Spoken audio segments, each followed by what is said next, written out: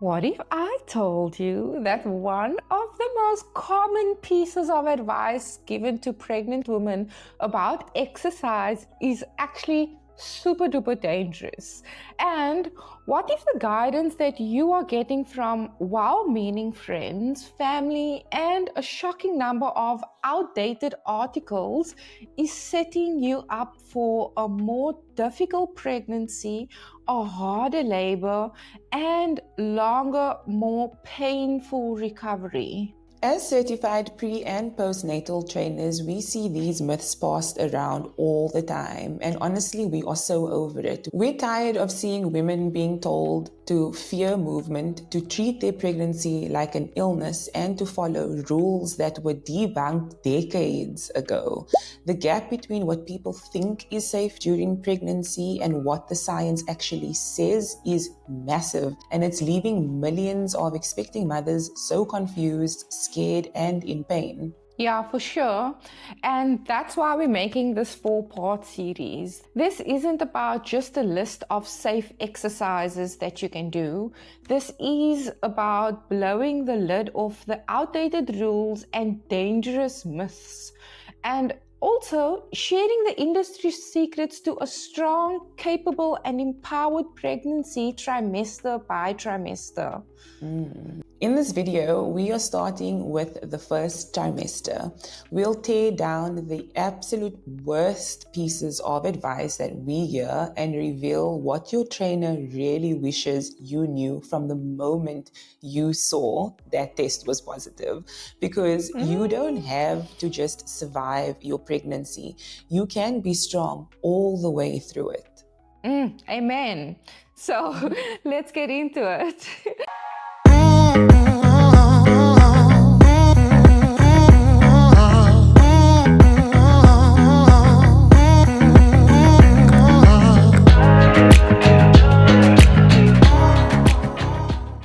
Let's kick things off with the biggest, most damaging myth out there, and that is the idea that you should stop exercising or at least take it so easy the moment you see that positive pregnancy test. You've heard it right.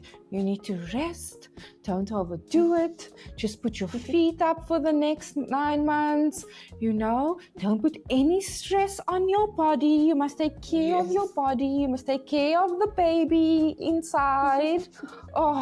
And this advice isn't just old school, it's genuinely so harmful. And here's a fact for you. The American College of Obstetricians and Gynecologists, the ACOG, actually recommended that pregnant women get at least 150 minutes of moderate intensity aerobic activity every single week. That's 30 minutes a day, 5 days a week, the exact same advice given to non-pregnant adults. So pregnancy isn't a state of confinement, it's the ultimate athletic event, and you absolutely should train for it. Yes, that's such a great way to describe it. And here's the trainer secret. We don't see exercise as a risk to be managed. We see it as an essential tool for a healthier pregnancy and baby. Sticking to a moderate exercise routine has been shown time and time again to lower your risk of gestational diabetes, preeclampsia, and reduce the risk of needing or the likelihood of needing a C-section. And also they've recently found that preeclampsia is most likely linked to the male. So, side note. Interesting. And obviously we want to be able to deliver vaginally because the healing process is so much easier on mama, and because of all the natural hormones and all the protective stuff that the baby gets in his or her nostrils when passing through the vaginal canal. So obviously we want to be able to give birth naturally.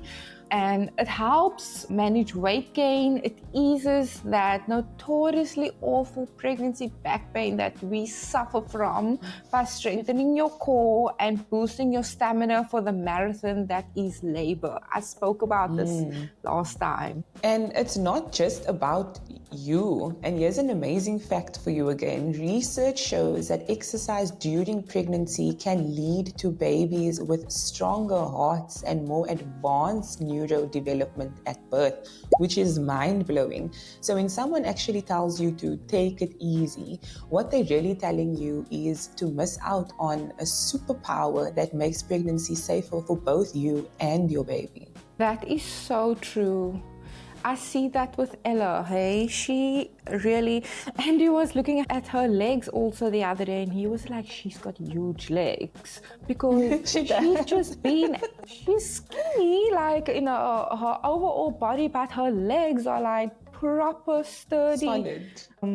Solid legs, yes.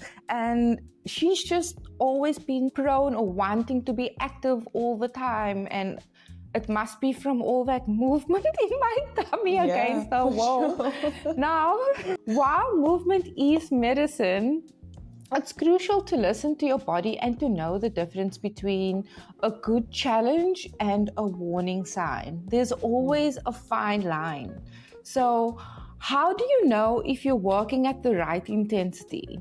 And this brings us to the first and most important tool that you're going to need, the talk test. It's simple and far more accurate than the old debunked heart rate myth. Exactly. And forget about keeping your heart rate under 140. ACOG threw that out decades ago because it's arbitrary. Instead, use the talk test. You should be working hard enough that you feel it, but not so hard that you can't hold a conversation, actually. So if you can chat while you're on the treadmill or while you're doing whatever you are doing, then you are basically in the right zone. And if you are breathless and you can't get a full sentence out, then it's time to dial it back a little bit, because you shouldn't be at that point, you know. Yeah, and your body is smart. It will give you signals. The talk test is your guide for intensity. But there are also some absolute non-negotiable red flags.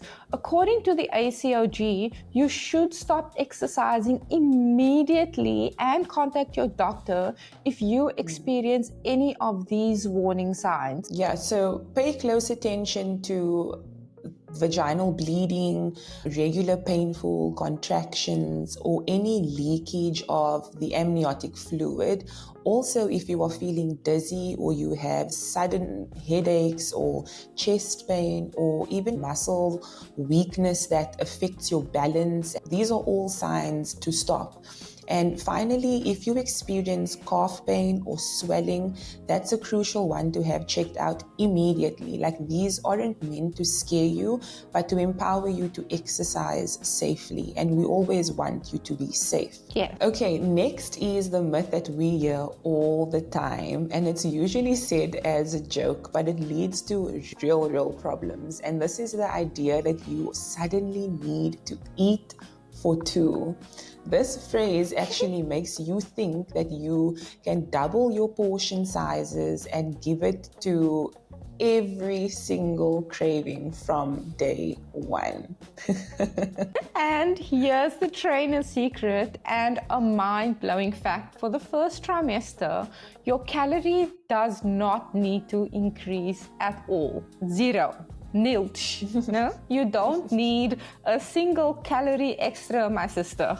Your body is doing an insane amount of work building the placenta and your baby's entire operating system, but it's so efficient that your energy needs are the same as before you were pregnant. So the focus in the first trimester should not be to be eating more.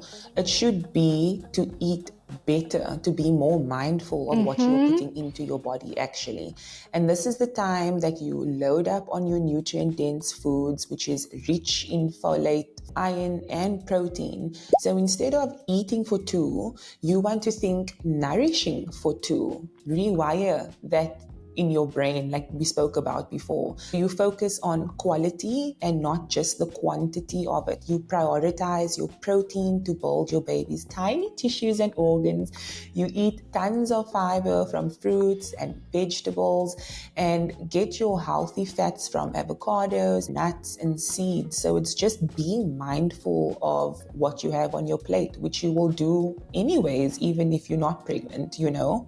Yeah, but more so now. Yeah. Alrighty, let's get into the core of it all. This is where we see some of the cringe-worthy advice. The myth usually goes one of two ways. Either you should stop all ab work immediately, or you should keep doing endless crunches and sit-ups, and both are totally wrong. I will never forget the day I came up the gym stairs and I turned my head and looked across to the functional floor, and I saw a pregnant woman doing 1,000,000 sit-ups. She was definitely around 4 or 5 months already. She had a decent belly and she was going at it with her sit-ups, eh? And this person I categorized as very knowledgeable in her training. Like before she was pregnant, I always saw her training and she was always completing all of her exercises with great form. So I was super shocked to see that she was going at the sit-ups like it was prescribed to her. So please, let's not do that. Yes, definitely let's not. But at the same time, also, we are not saying that you need to skip your core workout altogether, because absolutely not. A strong core is your best friend during pregnancy because it helps support the weight of your growing belly, which can seriously cut down on your back pain. And we know this. A strong core relieves back pain even when you are not pregnant. So imagine what it can do for you during your pregnancy. It helps you keep your pelvis completely stable, and it's absolutely essential for pushing during labor and for healing postpartum as well. And Zoe and I had this chat when we first started Giggles and Glutes, and I remember I explained to you guys about the abdomen and why exactly you shouldn't be doing crunches this much. And I remember I was having this exact bag, actually. For those of you who missed that episode in Zoe and I's younger days, I will do it again. So this is your stomach, right? And these are your abs, right? Your abdomen. So your baby is growing, and this is literally what is happening to your stomach. Your abdominal muscles are separating because the baby is growing, so we need space. So imagine you are crunching, everything on the inside is bulging out, literally. So when you deliver your baby, you have torn these fibers so far that when they need to come back together, they actually can't go completely closed because the muscle fibers have torn so much that they can't regrow back together. And this is why a lot of women see this bulge in their stomach after they have given birth. And it's this stubborn fat that doesn't want to go away, but it's because you have ruined your abdominal muscles, actually, that this is sadly never going to go away unless you do it surgically. So training your core strong, but also being mindful of how you are doing that. So crunches, no. Sit-ups, no. And I was going to explain how the uterus works and grows and pushes against the six-pack muscles, but because we are so in tune, my friend, thanks for that whole demonstration. But what this is called, what Donaé spoke about, is called diastasis recti, and this is a natural process, but certain exercises can make that separation worse. The moves you want to ditch are anything that causes your belly to cone or dome, like Donaé just showed us. Right down the middle, we're talking about like traditional crunches, sit-ups, and double leg lifts. And that pressure pushes out against your already stretching tissue like a wedge, forcing it further and further apart. And that was such a great visual, actually, once again. Because it's just something that you won't get out of your mind, you know. Once you see it, you can't unsee it. And the trainer's secret is that we don't stop training the core. We just change how we train it. So starting right here in the first trimester, we stop obsessing over the superficial muscles and start training the deep inner core. And this dream team includes your diaphragm, your pelvic floor muscles, and your transverse abdominis, or your TVA, and your body's built-in corset. That's what they are. So we want you to focus on exercises that train this exact system to work together. Think of moves like bird dog, where you on all fours extending the opposite arm over your leg, or dead bugs when you're lying on your back and basically doing the opposite by lowering the opposite arm and then the leg while keeping your lower back on the floor. And most importantly, just breathe. A deep 360-degree breath where you feel your pelvic floor and TVA engage in the most fundamental core exercises there is. And you can and you should be training your core from the very beginning. I was in the beginning stages of my pregnancy when I was doing Pilates, and I continued Pilates right up until I couldn't anymore be upside down or be on my knees, because I got to a point where I was just too heavy to get down that I was basically rolling on the floor to be able to get up. So continue to train your core. And the other day I was doing lat pull downs while balancing on a gym ball, and Anthea, the Pilates trainer, messaged me and she was like, oh my word, such core strength. And I know that that's nothing to do with anything that I did after my pregnancy, because my core training has mostly been planks and V-sit holds. I do a lot of holding stuff at the moment to train the core stabilizers. And so I know that a lot of the core strength that I still have, I have because of the work that I did during pregnancy. So don't stop training your core, just change how you train it. Yeah, could not agree more. So let's be clear on what your trainer really wants you to know in the first trimester. So first thing is first, exercise is absolutely not your enemy. It is your superpower and it is your best friend. You aim for 150 minutes of moderate activity per week, and you use the talk test to find your sweet spot. Second, eating for two is a total myth in the first trimester. You need 0 extra calories. Think nourishment for two, not eating for two. And third, you have to train your core the right way. Ditch the crunches and learn to connect with your deep core using exercises like bird dogs and your own breath. And your pregnant body isn't broken or fragile. It's not a sickness. You're not sick.